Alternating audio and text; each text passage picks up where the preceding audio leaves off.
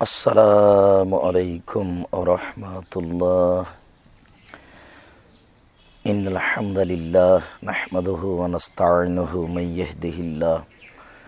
ইয়াহদিহিল্লাহু ফালা মুযিল্লা লাহু ওয়া মান ইউদ্লিল ফালা হাদিয়া লাহু ওয়া আশহাদু আল লা ইলাহা ইল্লাল্লাহু ওয়াহদাহু লা শারীকা লাহু ওয়া আশহাদু আন্না মুহাম্মাদান আবদুহু ওয়া রাসূলুহু। আম্মা বাদ। সম্মানিত দর্শক মণ্ডলী, দিনী মুসলিম ভাই বোন, আপনারা জানেন আমরা নিয়মিত বুখারীর দার্স দিয়ে আসছি। ধারাবাহিকভাবে আমাদের দার্সে বুখারীর কাজটি চলছে। আমরা দার্সে বুখারীর আলোচনা করছিলাম ঈমান সম্পর্কে। আজকে আমরা ঈমান সম্পর্কে আলোচনা করতে গিয়ে যে বিষয়টি নিয়ে আলোচনা করব তা হচ্ছে মানুষ যে মানুষকে পরস্পর ভালোবাসবে, এটাও ঈমান। মানুষ যখন চলাতে ফিরাতে কর্মে কথায় তার ভাইকে ভালোবাসবে, মূল্যায়ন করবে, তখন এটা হবে ঈমানের পরিচয়। যদি এমনটা না থাকে তাহলে প্রমাণ হবে যে তার কাছে ঈমান নেই। এই কথাটি পেশ করতে গিয়ে ইমাম বুখারী রাহিমাহুল্লাহ একটি অধ্যায় উল্লেখ করেন, বাবুন মিনাল ঈমানে আন ইউহিব্বা লি আখিহি মা ইউহিব্বু লিনাফসিহি। এটা একটি ঈমান যে মানুষ নিজের জন্য যা ভালোবাসে তা অপরের জন্য ভালোবাসবে, তার ভাইয়ের জন্য ভালোবাসবে। এই কথাটির বাস্তবতা আমাদের কাছে নেই বললেই চলে। আমরা সাধারণত দুনিয়ায় বেঁচে থাকাকালীন চলাফেরা সময়, বসবাসের সময় নিজের সুবিধাটাই আমরা বেশি বুঝে থাকি। যেমন আপনাকে আমরা বলি যে আমরা যখন মানুষকে টাকা দিই তখন ছিঁড়ে টাকাটাই আগে দেওয়ার চেষ্টা করি, ময়লাটা আগে দেওয়ার চেষ্টা করি। ভালোটা তো এক পর্যায়ে দিতেই হবে, কিন্তু প্রথমে ভালোটা দিই না কেন? আমাদের ঈমানে ঘাটতি আছে। এই জন্য রাসূল সাল্লাল্লাহু আলাইহি সাল্লাম বললেন, মানুষ নিজের জন্য যেটা ভালোবাসবে অপরের জন্য সেটাই ভালোবাসবে, তখন সে মুমিন। আমরা যখন ভালো টাকাটি দেওয়া, ভালো টাকাটি নিজের কাছে রাখা ভালো মনে করি, তখন নতুন টাকাটি অপরকে দেওয়াটাও ভালো মনে করতে হবে। তখনই আমরা মনে করব যে আমাদের ঈমান রয়েছে বা ঈমানের পূর্ণতা আছে, ঈমানে ঘাটতি নেই। যে কোনো ব্যাপারে আমরা একটা ঘরে ঢুকলাম, 2-5 জন ঘরটাতে বসবাস করব। অবশ্যই ঘরটার সবটা সাইড বসবাসের জন্য একরকম হবে না। যে সাইডগুলি জানালার পাশে হবে সেটা বেশি আরামপ্রিয় হবে, যে সাইডগুলি ফ্যানের নিচে হবে সেগুলি বেশি আরামপ্রিয় স্থান হবে। তো আমরা ঢুকেই যদি নিজের সুবিধাটা বাছাই করি আগে, আর আরেকজনেরটি মাথায় না থাকে, তাহলে বুঝতে হবে এটা ঈমানের ঘাটতি। আমাদের ঈমানে যথেষ্ট ঘাটতি রয়েছে বলেই আমরা এটা করে থাকি। রাসূল সাল্লাল্লাহু আলাইহি সাল্লাম বলতে চাচ্ছেন যে একজন মুমিনের জন্য এটা নয় যে অপরের জন্য যেটা ভালোবাসে সেটা নিজের জন্য বাসে না, নিজের জন্য যেটা ভালোবাসে অপরের জন্য বাসে না। অর্থাৎ নিজের জন্য ভালোটাকে মূল্যায়ন করে আর অপরের জন্য ভালোটাকে মূল্যায়ন করে না। মর্মে ইমাম বুখারী রাহিমাহুল্লাহ একটি হাদিস নকল করেন। হাদিসটি আনাস রাদিয়াল্লাহু তাআলা আনহু থেকে বর্ণিত। আনাস রাদিয়াল্লাহু তাআলা আনহু বলেন, নবী করিম সাল্লাল্লাহু আলাইহি সাল্লাম বলেছেন, লা ইউমিনু আহাদুকুম হাত্তা ইউহিব্বা লি আখিহি মা ইউহিব্বু লিনাফসিহি। তোমাদের মধ্যে কোনো মানুষ অতদিন পর্যন্ত মুমিন হতে পারে না যতদিন পর্যন্ত সে নিজের জন্য যা ভালোবাসে তার ভাইয়ের জন্য তা ভালোবাসে না। বসবাসের দিক দিয়ে হোক, চলাফেরার দিক দিয়ে হোক, একটা গাড়িতে উঠে বসার ব্যাপারে হোক, যে কোনো বিষয়ে মানুষ যদি নিজের সুবিধাটাকে আগে প্রাধান্য দেয় আর অপরের সুবিধাটিকে পরে প্রাধান্য দেয়, তাহলে তার ঈমান পূর্ণ নেই। এই কথা আল্লাহ রাসূল বলেছেন। ঈমানের পূর্ণতা হচ্ছে এটাই যে মানুষ নিজের জন্য যেটা ভালোবাসবে অপরের জন্য সেটা ভালো মনে করবে, নিজের জন্য যেটা কল্যাণ মনে করবে অপরের জন্য সেটা কল্যাণ মনে করবে এবং সেটাকেই গ্রহণ করবে, তাহলে বোঝা যাবে যে তার ভিতরে ঈমানের পূর্ণতা রয়েছে। সম্মানিত দর্শক মণ্ডলী, আমরা একটা কথা বলতে যাচ্ছি, তার আগে আমাদেরকে আপনাদের সামনে একটা হাদিস পেশ করি। নাওয়াস ইবনে সামাআন রাদিয়াল্লাহু তাআলা আনহু বলেন যে রাসূল সাল্লাল্লাহু আলাইহি সাল্লামকে আমি জিজ্ঞাসা করলাম, আল্লাহর নবী, মাল বিররু ওয়াল ইসমু, নেকি কি জিনিস, পাপ কি জিনিস? আল্লাহ রাসূল বলেন তো নেকি কাকে বলে, পাপ কাকে বলে, কিভাবে নেকি হয় কিভাবে পাপ হয়? তখন রাসূল সাল্লাল্লাহু আলাইহি সাল্লাম উত্তরে বললেন, আল বিররু হুসনুল খুলুক, নেকি হচ্ছে ভালো আচরণ, ভালো আচরণই হচ্ছে নেকি। আর পাপ হচ্ছে যা অন্তরে ধাক্কা খায়, যা অন্তরে ধাক্কা মারে, এটা ঠিক নয়, সেটাই পাপ। আমাদের দেশের একটা বাস্তব গতি আপনার সামনে আমরা নকল করি। সম্মানিত দর্শক মণ্ডলী, আপনারা খেয়াল করুন যে আমাদের রাস্তাঘাটে একটা গাড়ি খুব জোরে যাচ্ছে, তো আরেকটা গাড়ি পাশ দিয়ে ওভারটেক করে চলে গেল। একটু যাওয়ার পরেই যে গাড়িটা ওভারটেক করে চলে গেল সে গাড়ির চাকা নষ্ট হয়ে গেল। তখন এই পিছনের গাড়িটা যখন তার পাশ দিয়ে যাচ্ছে তখন বলছে ঠিক হয়েছে, উচিত হয়েছে। কেন বলছে ঠিক হয়েছে, উচিত হয়েছে? তাদের গাড়ির পাশ দিয়ে ওভারটেক করে চলে গেছে, এই জন্য তার ভিতরে একটা রাগ জন্মে গেছে, সেইটা এভাবে প্রকাশ করছে। আপনি বলুন তো, এইটা কি ঈমানের পরিচয় হলো? তারা তো এই দিকে বলবে, এইটা বলবে যে আহারে গাড়িটার চাকা নষ্ট হয়ে এতগুলি লোক আটকা পড়ে আছে, কার কত প্রয়োজন, সেগুলি বন্ধ হয়ে আছে সমস্যার মধ্যে, এদের কোনো উপকার করা যায় কি না, এই নিয়ে ব্যস্ত হবে। এই নিয়ে ব্যস্ত না হয়ে বলছে উচিত হয়েছে। পরের গাড়ির হেল্পার, ড্রাইভার, প্যাসেঞ্জার, কন্ডাক্টর সবাই বলে এ পর্যায়ে যে ঠিক হয়েছে, উচিত হয়েছে। উনি বিশ্বাস করুন, এটা ঈমানের পরিচয় নয়। আর এ দিয়ে মানুষ প্রমাণ করতে পারবে না যে আমি নিজের জন্য যেটা ভালোবাসি অপরের জন্য সেটা ভালোবাসি। সম্মানিত দর্শক মণ্ডলী, আপনারাই বলুন দেখি, এ অবস্থায় কি তারা বলবে যে আমি নিজের জন্য যেটা ভালোবাসি অপরের জন্য সেটা ভালোবাসি? না, তারা বলবে না বা তা করেও না। মানুষ মাত্র হয় এমন তা নয়, মানুষের যখন ঈমানের ঘাটতি হয় তখনই মানুষ এটা মনে করে। কেননা এ লোকটাই যদি সে গাড়িতে থাকতো আর গাড়ির যদি চাকা নষ্ট হয়ে যেত, তাহলে সেও তো বুঝতে পারতো যে আমি বিপদে পড়েছি। তাহলে যারা বিপদে পড়েছে সেটা সে আঁচ করে না কেন? তার ঈমানে যথেষ্ট ত্রুটি রয়েছে। সে নিজের জন্য যা ভালোবাসে অপরের জন্য তা ভালোবাসে না।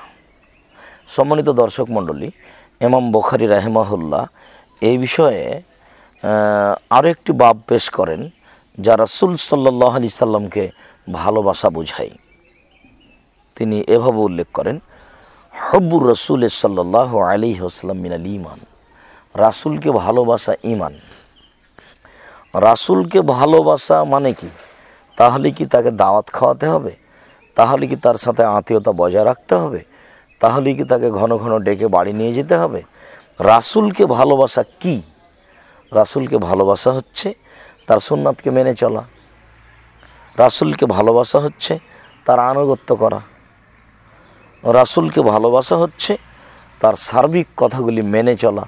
এটাই হচ্ছে রাসূলকে ভালোবাসা। মানুষ তার সুন্নাত মানে না, অথচ দেখাচ্ছে আমরা রাসূলকে ভালোবাসি। এটা একটা মিথ্যা কথা। তাহলে ভালোবাসা তো দাওয়াত খাওয়ানোর নাম, ভালোবাসা তো তার বাসায় গিয়ে মেহমান হিসেবে দিন কাটানোর নাম। পরস্পরের বাসায় যাবে, পরস্পরকে মূল্যায়ন করবে, এর নাম ভালোবাসা। কিন্তু রাসূল সাল্লাল্লাহু আলাইহি সাল্লামকে ভালোবাসা কি এইরূপ? তাহলে এখন সেটা মানুষ বাস্তব কিভাবে নিয়ে আসতে পারে? সম্মানিত দর্শক মণ্ডলী, আসলে আল্লাহ রাসূলকে ভালোবাসার অর্থ হলো তার সুন্নাতকে ভালোবাসা, তার সুন্নাত অনুযায়ী আমল করা, তার আদেশ নিষেধকে মেনে চলা। যে বিষয়ে তিনি আদেশ করেছেন তা মেনে নেওয়া, যে বিষয়ে তিনি নিষেধ করেছেন তা বর্জন করা।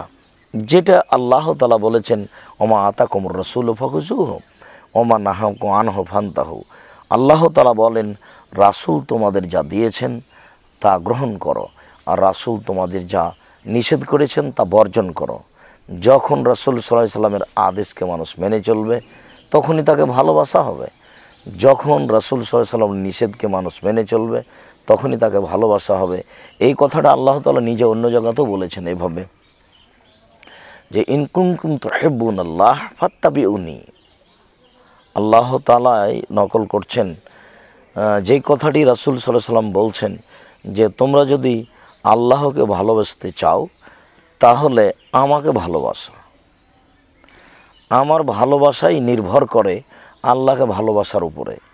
আমাকে বাদ দিয়ে মানুষ আল্লাহকে ভালোবাসতে পারে না। আমাকে উপেক্ষা করে মানুষ আল্লাহর সাথে সম্পর্ক গড়াতে পারে না। আমাকে উপেক্ষা করে মানুষ আল্লাহর নৈকট্য লাভ করতে পারে না। আমাকে উপেক্ষা করে মানুষ আল্লাহর সন্তুষ্টি অর্জন করতে পারে না। এটা অসম্ভব। যা আল্লাহ তাআলা বলেছেন, যেটা রাসূল সাল্লাল্লাহু আলাইহি সাল্লাম বলছেন, তোমরা যদি আল্লাহকে ভালোবাসতে চাও তাহলে আমাকে মেনে চলো। আমাকে মেনে চলাই হচ্ছে আল্লাহকে ভালোবাসা। তা আমাকে যদি মেনে চলা না হয় তাহলে আল্লাহর সাথে ভালোবাসা থাকে না। যেই কথাটি রাসূল সাল্লাল্লাহু আলাইহি ওয়াসাল্লাম বলেছেন এইভাবে। আবু হুরায়রা রাদিয়াল্লাহু তাআলা আনহু বলেন, রাসূল সাল্লাল্লাহু আলাইহি সাল্লাম বলেছেন, ওয়াল্লাযী নাফসি বিয়াদিহি, আল্লাহর কসম, সেই সত্তার কসম যার হাতে আমার আত্মা রয়েছে। আমি মুহাম্মদ সাল্লাল্লাহু আলাইহি সাল্লাম আল্লাহর কসম করে বলছি। আমাদের নবী বলেন, আমি সেই সত্তার কসম করে বলছি যার হাতে আমার আত্মা রয়েছে। আল্লাহর কসম, লা ইউমিনু আহাদুকুম হাত্তা আকুনা আহাব্বা ইলাইহি মিন ওয়ালিদিহি ওয়া ওয়ালাদিহি। একজন মানুষ অতক্ষণ পর্যন্ত মুমিন হতে পারে না যতক্ষণ পর্যন্ত আমি তার নিকটে তার ছেলে, মেয়ে এবং তার পিতা থেকে প্রিয় না হয়েছি। মানুষ যতক্ষণ পর্যন্ত তার নিজের ছেলে মেয়ে, তার নিজের পিতা মাতার চেয়ে আমাকে প্রিয় মনে না করে ততক্ষণ পর্যন্ত একজন মানুষ মুমিন হতে পারে না। সম্মানিত দর্শক মণ্ডলী, আপনারা এই বাক্যের সারমর্ম উপলব্ধি করুন তো। আল্লাহর নবীকে ভালোবাসতে হবে পিতা মাতার চেয়ে বেশি। আল্লাহর নবীকে ভালোবাসতে হবে ছেলে মেয়ের চেয়ে বেশি। এর বাস্তবতা কি? এর বাস্তবতা হচ্ছে এই, মানুষ জেনে শুনে সজ্ঞানে কোনো সময় তার নীতিমালাকে, তার সুন্নাত পদ্ধতিকে উপেক্ষা করতে পারে না, প্রত্যাখ্যান করতে পারে না। অতক্ষণ পর্যন্ত মানুষ মুমিন হবে না যতক্ষণ পর্যন্ত মানুষ আল্লাহ রাসূলকে ভালো না বাসছে তার ছেলে মেয়ের চেয়ে, তার পিতা মাতার চেয়ে। এটি কি বাক্য? এ দিয়ে রাসূল সাল্লাল্লাহু আলাইহি সাল্লাম কী বুঝিয়েছেন? আমরা তার সাথে কিভাবে ভালোবাসা গড়াতে পারি? একমাত্র তার আদেশ এবং নিষেধকে মেনেই তার সাথে ভালোবাসা গড়াতে পারি। এর বিকল্প কোনো পথ নেই। ঠিক এই কথাটি ওইরূপ যে রাসূল সাল্লাল্লাহু আলাইহি সাল্লাম বলেছেন, কুল্লু উম্মতি ইয়াদখুলুনাল জান্নাহ, আমার উম্মতের সবাই জান্নাতে যাবে, ইল্লা মান আবা, তবে যে ব্যক্তি অস্বীকার করলো। কিলা মান আবা ইয়া রাসূলুল্লাহ, তখন রাসূল সাল্লাল্লাহু আলাইহি সাল্লামকে বলা হলো, আল্লাহর নবী, কে আপনাকে অস্বীকার করলো? আপনি তো বললেন সবাই জান্নাতে যাবে, তবে যে ব্যক্তি আমাকে অস্বীকার করলো, আপনি বলুন তো কে আপনাকে অস্বীকার করলো? তখন রাসূল সাল্লাল্লাহু আলাইহি সাল্লাম উত্তরে বললেন, মান আতানি ফাদাখালাল জান্নাহ, যে ব্যক্তি আমাকে মেনে চললো সে জান্নাতে চলে গেল। ওমান আসানি ফাকাদ আবা, যে ব্যক্তি আমাকে অমান্য করলো, আমার নাফরমানি করলো, সেই অস্বীকার করলো। সম্মানিত দর্শক মণ্ডলী, অত্র হাদিসে ওই হাদিসের বাস্তবতা রয়েছে। একটা মানুষ একমাত্র রাসূল সাল্লাল্লাহু আলাইহি সাল্লামের নীতিমালাকে মেনেই আল্লাহ রাসূলকে সবচেয়ে ভালোবাসতে পারে, ছেলেমেয়ের চেয়ে বেশি ভালোবাসতে পারে, পিতামাতার চেয়ে ভালোবাসতে পারে।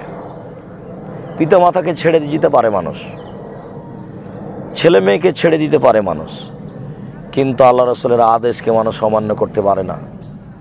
আল্লাহ রাসূলের সুন্নাতকে মানুষ পরিহার করতে পারে না। আল্লাহ রাসূলের সুন্নাতকে মানুষ উপেক্ষা করতে পারে না। সম্মানিত দর্শক মণ্ডলী, এই কথাটি রাসূল সাল্লাল্লাহু আলাইহি সাল্লাম এক জায়গায় এইভাবে বুঝিয়েছেন যে তিনজন ব্যক্তি আল্লাহ রাসূলের বাসায় আসলো, আল্লাহ রাসূলের ইবাদত জানতে চায় তারা। তো আল্লাহ রসুলের ইবাদত সম্পর্কে বলা হলো তার বাসার পক্ষ থেকে। তখন তারা আল্লাহ রসুলের ইবাদতকে খুব কম মনে করলো। তারা বলল, আইনা নাহনু মিনান নবী সাল্লাল্লাহু আলাইহি সাল্লাম কাদ গাফারাল্লাহু লাহু মা তাকাদ্দামা মিন জামি ওয়া মা তাআখারা। আল্লাহ রাসূল কোথায় আর আমরা কোথায়? আল্লাহ রসুলের তো সব পাপ ক্ষমা করে দেওয়া হয়েছে, তার আগেরও পাপ ক্ষমা, তার পরের পাপ ক্ষমা। তা আমাদের তো ইবাদত রাসূলের সমান করলে হবে না, অবশ্যই আমাদের কিছু বেশি করা লাগবে। এই সিদ্ধান্ত নিয়ে তিনজনের একজন বলল, আম্মা আনা উসাল্লিল্লাহ আবাদা, আমি সারা রাত সালাত আদায় করব। অপরজন বলল, আনা আসুন নাহারা আলা উফতের, আমি প্রতিদিন সিয়াম থাকব, আমি কোনোদিন সিয়াম বাদ দিব না। অপরজন বলল, আনা আতাজিলুন নিসা ফালা আতাজাওয়াজা, আমি বিবাহ করব না, আমি বিবাহ থেকে বিচ্ছিন্ন থাকব। বিবাহ করলে সাংসারিক ঝামেলা আসবে, অর্থের প্রয়োজন হবে, মেলা সমস্যা নেমে আসবে, অতএব আমি এই কাজটাই ত্যাগ করলাম। তিনজনের উদ্দেশ্য হচ্ছে বেশি ইবাদত করা, আল্লাহকে সন্তুষ্ট করা। ইতিমধ্যে রাসূল সাল্লাল্লাহু আলাইহি সাল্লাম ওখানে চলে আসলেন, এসে বললেন, শোনো আনতুম কুলতুম কাদা কাদা, তোমরা তিনজন এখনই এই মন্তব্য পোষণ করলে, মনে রেখো, ইন্নী লা আখশাকুমুলিল্লাহি ওয়া আতকাকুম লাহু, আমি তোমাদের সবার চেয়ে আল্লাহকে বেশি ভয় করি, আমি তোমাদের সবার চেয়ে পরহেজগার। সারা দিন প্রতিদিন সিয়াম থাকলে আমি থাকব, সারা রাত ইবাদত করলে আমি করব, বিবাহ থেকে বিচ্ছিন্ন থাকলে আমি থাকব। কেন? আমি হচ্ছি সবচেয়ে বড় পরহেজগার, আমি সবচেয়ে বেশি আল্লাহকে ভয় করি। তো যে ব্যক্তি সবচেয়ে আল্লাহকে বেশি ভয় করে সেই ইবাদত করবে বেশি, যে ব্যক্তি সবচেয়ে বড় পরহেজগার সেই বেশি ইবাদত করবে। শুনুন, মান রাগিবান সুন্নতি ফালাইসা মিন্নি, কোনো ব্যক্তি যদি আমার সুন্নতকে উপেক্ষা করে তাহলে সে আমার শরীয়তের অন্তর্ভুক্ত নয়। সম্মানিত দর্শক মণ্ডলী, রাসূল সাল্লাল্লাহু আলাইহি সাল্লাম এখানে জোরালোভাবে বললেন, আমার সুন্নতকে উপেক্ষা করে যে, সে আমার শরীয়তের অন্তর্ভুক্ত নয়, সে মুসলমানই নয়। তাহলে বোঝা গেল যে আসলে আল্লাহর রাসূলের আদেশকে মেনে চলাই হচ্ছে আল্লাহ রাসূলকে ভালোবাসা, আল্লাহ রাসূলের নিষেধকে মেনে চলাই হচ্ছে আল্লাহ রাসূলকে ভালোবাসা। আদেশ নিষেধকে যখন মানুষ যথাযথভাবে মেনে চলবে তখন মানুষ আল্লাহ রাসূলের ভালোবাসা পাবে, আল্লাহর সন্তুষ্টি পাবে, আর এটাই হবে ইত্তেবা, আর এটাই হবে ঈমান। সম্মানিত দর্শক মণ্ডলী, আমরা আপনাদেরকে আল্লাহ রাসূল সাল্লাল্লাহু আলাইহি সাল্লামকে ভালোবাসার বিষয়টি বোঝাচ্ছিলাম, সাথে সাথে বোঝাচ্ছিলাম যে আল্লাহ রাসূলকে ভালোবাসা একটি ঈমানি ব্যাপার। আল্লাহ রাসূলের সাথে কেউ যদি ভালোবাসা না রাখতে পারে তাহলে বুঝতে হবে তার ঈমান নেই। আল্লাহ রাসূলকে যদি কেউ যথাযথভাবে মূল্যায়ন করতে না পারে তাহলে বুঝতে হবে এটা তার ঈমানের ঘাটতি। তার ঈমানের ঘাটতির কারণেই রাসূলের সাথে তার ভালোবাসা কমে যাচ্ছে এবং তার আমলে ঘাটতি আসছে। বিষয়টি আমরা বুঝে আল্লাহ রাসূলের ভালোবাসা পেতে চাই আমলের মাধ্যমে।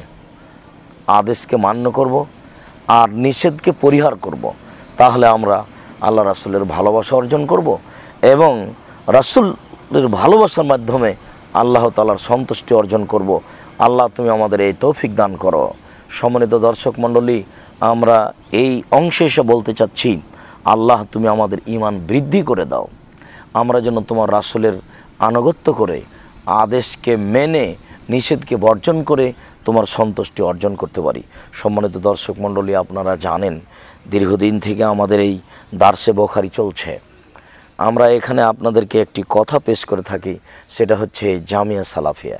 জামিয়া সালাফিয়া সম্পর্কে আমরা দীর্ঘদিন থেকে আপনাদের সামনে এই কথাটি পেশ করে আসছি যে আপনাদের সকলকেই এই প্রতিষ্ঠানটি মূল্যায়ন করতে হবে। মূল্যায়ন করার ব্যাপারে আমি প্রথমে আপনাদের অনুরোধ করেছি, আপনারা একটু আল্লাহর কাছে দোয়া প্রার্থনা করবেন। আল্লাহ আব্দুর রাজ্জাক সাহেব যে পদক্ষেপ নিয়েছেন প্রতিষ্ঠানটি গড়ার ব্যাপারে, তুমি এটা কবুল করো, আল্লাহুম্মা আমিন। এটা যেন কিয়ামত পর্যন্ত বহাল থাকে। এখানে থেকে ছেলেরা যেন উন্নত মানের শিক্ষা অর্জন করে জাতির অন্যায়ের বিরুদ্ধে লড়তে পারে, মুখে কলমে মিডিয়াই। আল্লাহ তুমি এটা কবুল করো, আল্লাহুম্মা আমিন। আমি আপনাদের কাছে আরও দাবি রেখেছি, আপনারা আমাদেরকে পরামর্শ দিবেন, আপনাদের পরামর্শ মূল্যায়ন করা হবে। আমরা আপনাদের কাছে আরও দাবি রেখেছি, আপনারা সময় সাপেক্ষে ছেলে মেয়ে পাঠাবেন। আমরা আপনাদের ছেলে মেয়েকে উন্নত মানের শিক্ষা দেওয়ার ব্যাপারে অদাবদ্ধ। আমরা যে কোনো মূল্যে প্রাণপণে চেষ্টা চালিয়েছি, প্রাণপণে চেষ্টা চালিয়ে যাব ইনশাআল্লাহ। মর্মে আপনাদেরকে বলতে থাকি যে দেখুন, রাসূল সাল্লাল্লাহু আলাইহি সাল্লামের চলেনি অর্থ ছাড়া, মানুষের সহযোগিতা ছাড়া আমাদের চলবে, আমার চলবে, এ কথা আমরা বিশ্বাস করি না। মর্মে আমরা আপনাদেরকে দিনী ভাই বোন হিসাবে সার্বিকভাবে, বিশেষভাবে আর্থিকভাবে এই প্রতিষ্ঠানকে মূল্যায়ন করার জন্য আন্তরিকভাবে অনুরোধ করি। আপনাদের সাধ্যাতীত যার যতটুকু সম্ভব, যেভাবে সম্ভব আপনারা এই প্রতিষ্ঠানে অর্থ পাঠাবেন, সহযোগিতা করবেন, দান করবেন। দান করার ব্যাপারে আপনারা যেই বর্তমান অ্যাকাউন্ট নম্বর ব্যবহার করবেন তা হচ্ছে 0071120004027 আল আরাফা ইসলামী ব্যাংক, রাজশাহী, আব্দুর রাজ্জাক। আমরা আরও একটি বিকাশ নাম্বার ব্যবহার করি 01710888967। এটাই বিকাশ নাম্বার হিসাবে আছে। এই নাম্বারের শেষে 0 লাগালে এটা ডাচ বাংলা হয়ে যাবে, আর এটা আমি ব্যবহার করে থাকি যা আপনাদের অবগতিতে আছে। সকল দিনই ভাই ও বোনকে এই নাম্বারগুলি মূল্যায়ন করে অর্থ পাঠানোর অনুরোধ রেখে আজকের দার্সের বুখারীর এই অংশটি আমরা এখানেই শেষ করছি। আল্লাহ তুমি আমাদের এই দার্সে বুখারী কবুল করুন, আল্লাহুম্মা আমিন। এর মাধ্যমে তুমি আমাদেরকে হেদায়েত দান করুন, আল্লাহুম্মা আমিন। এ বলে আজকের সংক্ষিপ্ত কথা এখানেই শেষ করলাম। সুবহানাকা আল্লাহুম্মা ওয়া বিহামদিকা আশহাদু আল্লা ইলাহা ইল্লা আনতা আস্তাগফিরুকা ওয়া আতুবু ইলাইক। আসসালামু আলাইকুম ওয়া রাহমাতুল্লাহ।